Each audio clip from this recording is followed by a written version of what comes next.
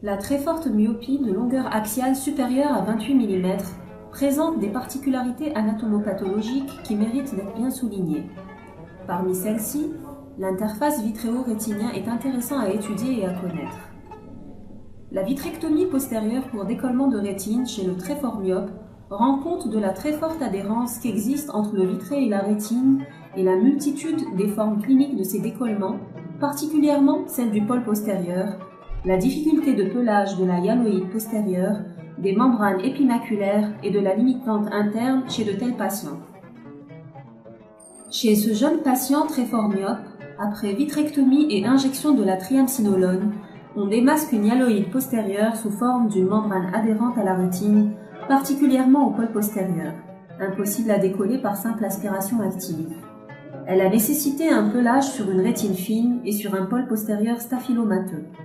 Ce pelage doit être minutieux et prudent afin d'éviter une déchirure iatrogène qui risque de passer inaperçue lorsqu'elle survient dans l'aire du staphylum.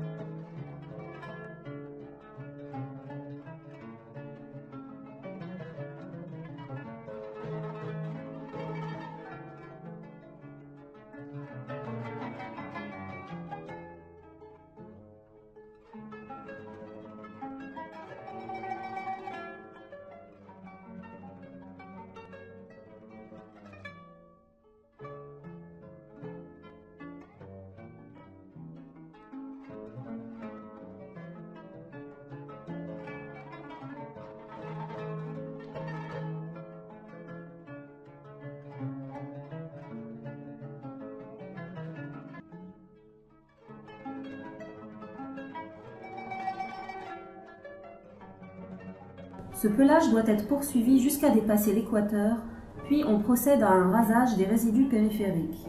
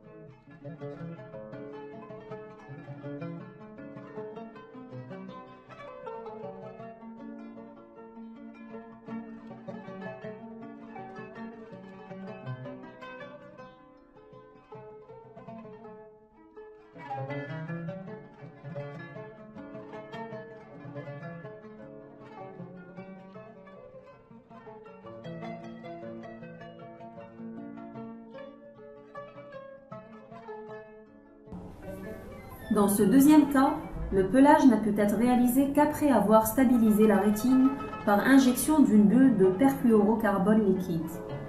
Là aussi, la création d'une déchirure iatrogène risque de faire passer la décaline sous la rétine par les mouvements de traction exercés sur cette dernière, incident parfois difficile à gérer.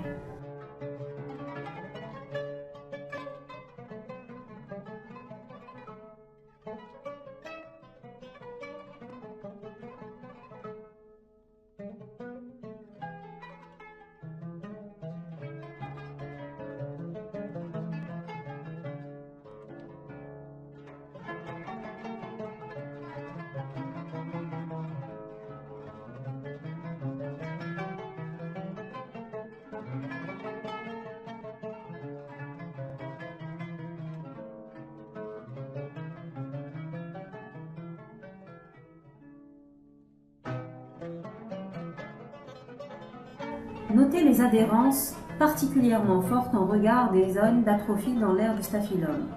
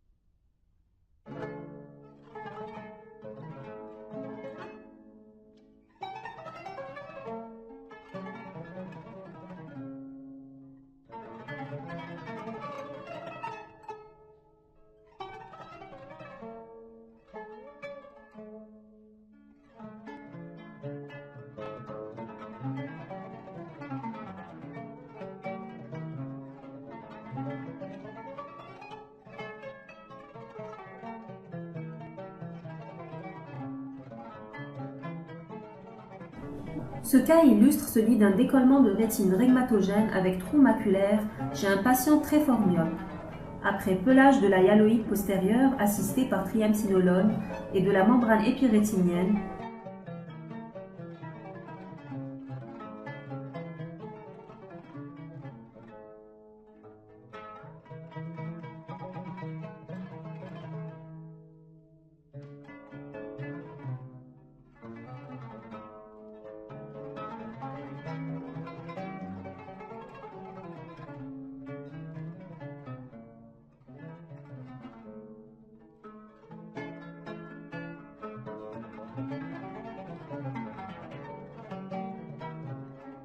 On procède à un pelage de la membrane limitante interne assisté par bleu de Koumassi. En effet, la réapplication rétinienne dans ces yeux staphylomateux passe avant tout par la suppression de toutes les tractions antéro-postérieures et tangentielles qui s'exercent sur la rétine.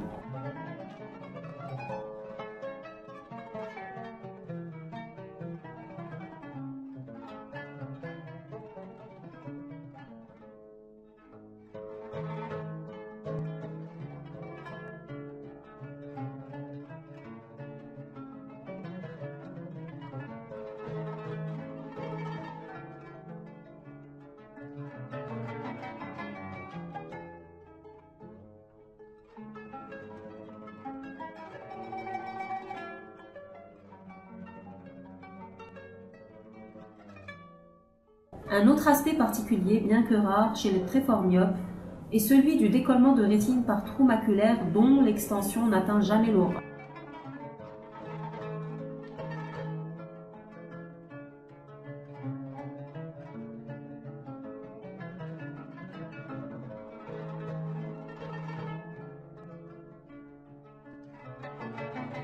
Si l'efficacité d'une indentation postérieure a été rapportée par certains auteurs, la suppression des tractions et le pelage de la membrane limitante interne, associé à un tamponnement prolongé par gaz, peut apporter la réapplication.